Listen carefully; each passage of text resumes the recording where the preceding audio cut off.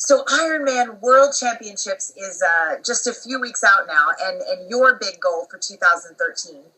We're wondering what you maybe did differently, if anything, this year in preparing for Kona. Well, I raced less. I mean, I think that was the big thing. Last year, I raced Ironman New York City, and that was 9 weeks before Kona. And then I did the Leadman 250 race in Bend 3 weeks before Kona. And I think I got to Kona, and I was just pretty tired. So the biggest change really has been less racing. And then I would say, along with that, I started getting back into swimming in a structured environment. I've been swimming with a swim club 4 to 5 days a week since May, and that's been really just a phenomenal change for me, and really, I think, putting in the back seat, that subpar swim that I had last year. Nice. And you had a collision with a car a few weeks back for the second time, although we're so very thankful that it was obviously not nearly as tragic as the first one. But I'm wondering how you have mentally moved through this tragic happening, and to not allow fear to completely paralyze you while you're training back out on the open road. I think the biggest lesson was certainly easier in some ways, having gone through something like I did in 2010, to take some of the lessons that I learned that were, I think, successful in helping me get back out on the road and to apply those. The biggest one being some advice from Dan Hempfield, who sort of said quite simply, if you want to be a bike rider, ride your bike, which I think was sort of summing it up, that, bike riding is not any more dangerous now than it was beforehand. It's just you're sort of reminded that, it's an activity that requires you to be attentive and be careful and all those things. And I think that was really, more than anything else, what I have sort of carried with me, and I really relied on getting back on the bike. The first ride is pretty awful. Like, for sure, I rode for an hour, and I didn't want to be out there, and it's like, it is really scary, and you think, I'm convinced every car was going to hit me, and then it gets better and better, but for sure, there's a little bit of that kind of the flashbacks to where things were, but I think it's, I think that's the thing that keeps you safe. It's when you start to let that maybe sort of, not that you want to be afraid all the time, but that you want to be aware that you have to be cautious. And I think I've tried to say that, being aware and being cautious is a good thing, and that,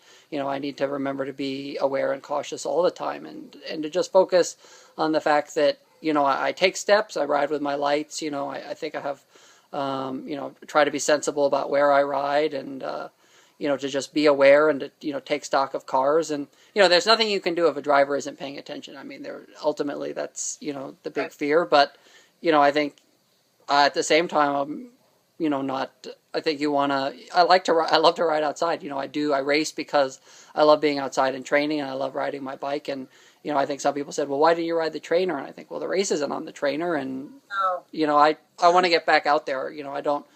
If I couldn't train outside, I wouldn't race. I couldn't just race. I mean, it's the training that really drives me. I think that just that opportunity to be outside and, on my bike, multiple days a week there's nothing that compares with that. Right. The simplest suggestions, like the one from your friend, are oftentimes the most powerful. I like that one. You're going to be a bike racer, ride your bike. You're going to ride your bike. You have to. So what spiders have you used while healing from this crash? So I had to, I don't keep, I think the best one are certainly some of the, what we call the fan spiders, or the lymphatic spiders. Thankfully, I don't need those ones all that often. Those are sort of the, you get basically they're the best for healing things like road rash, which thankfully I haven't had much of. And so I'm pretty handy at making those out of some other ones when I need them. And so I sort of chopped up a few into something like that until I was able to get some on my way. But that's really the thing that I think either my own sort of hodgepodge fan spiders, and then finally when the other ones come, they at least look a lot nicer when I apply them. Those are really phenomenal. I think putting those on and then using that a little bit with the Normatec boots that I have, I think basically within 24, 36 hours had almost no swelling at all after, having something that was basically about the size of a baseball under my hip. And I think that was pretty phenomenal. I was a little bit concerned that, having landed pretty hard on my hip and having some pretty bad road rash on my shin that I might need to lean on the hip spider and on the ankle spider, both of which I've used before when I've sort of tweaked that, not from road rash, but just from, you take a misstep and you kind of, tweak your hip a little bit, or your ankles are taking a beating from running on the trails. And so I know those work well. And so I had some of those on hand, but thankfully I didn't, once I got back running, I didn't really need to rely on those. The fan spiders really, they took the swelling down, and I think, kept the blood flowing through there. And I think that was really, it was pretty extraordinary, I think, versus some of the other. I think, the last time I had some serious road rash was thankfully quite a while ago, but it was, before I sort of had discovered the spiders. And I think it was amazing to see, oh, wow, like this is, to be able to, something that looked pretty awful, and then to be able to bring it down into something where I was able to get back to training pretty quickly was pretty remarkable. Yeah, those pictures were just shy of extraordinary, like you said, how that swelling came down with the Normatec boots and the lymphatic spiders. Well, what is your favorite absolutely can't live without spider? I think I know the answer, but I want to hear it from you. Yeah, the one that I travel with, I basically travel with 2 or 3 of them almost everywhere I go is the postural spider. I think that's the one where, as a triathlete, where you're sort of going from, trying to maintain good posture swimming, and then you're, bent over like this riding, and then you want to stand back up running. That was really the one that, I think when I started using that in racing, it was really amazing, because I was, I think like a lot of folks, at the end of the Ironman, I was running like this. And then now I think, to be able to sort of keep my chest open and breathing well and having good posture. And, I think it showed in the back half splits of marathons that I've run in Ironmans. And, just overall, I feel a lot better running with one on. And that's the one that, always make sure that I have a couple of those in my bag. The other ones that I always bring, whenever I travel, I bring the sort of the key ones that I bring one of the lower leg ones, such as the calf and arch, a groin, a hip, and a knee spider. I just throw one of each of those in my bag, just because those are sort of those things where, if you tweak something in there before a race, like that can be something that, it's really, those are great applications. All of them, I've used them before in training, and I know that they work.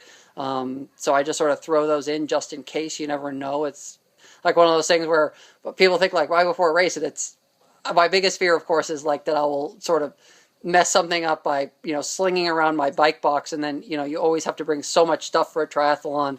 So I have this, huge suitcase and a huge bike box, and it's maneuvering my luggage that I'm sure is going to like put me out. But, so I try and be forearmed, with regards to that. But, thankfully, most of the time they stay in the bag, but, I bust them out every, I think in training, that's the one where, you feel like you're pushing the envelope a little bit. And I think that's the thing that, I just keep ticking along and keep from missing training time, keep that training rolling without sort of feeling like you're going to push things further into the well. And I think really those 2 on the hip, the inside, the groin, and then the outside hip one, and then that knee and lower leg. I'm sure as a triathlete, you're pretty biased with cycling and running towards lower leg stuff.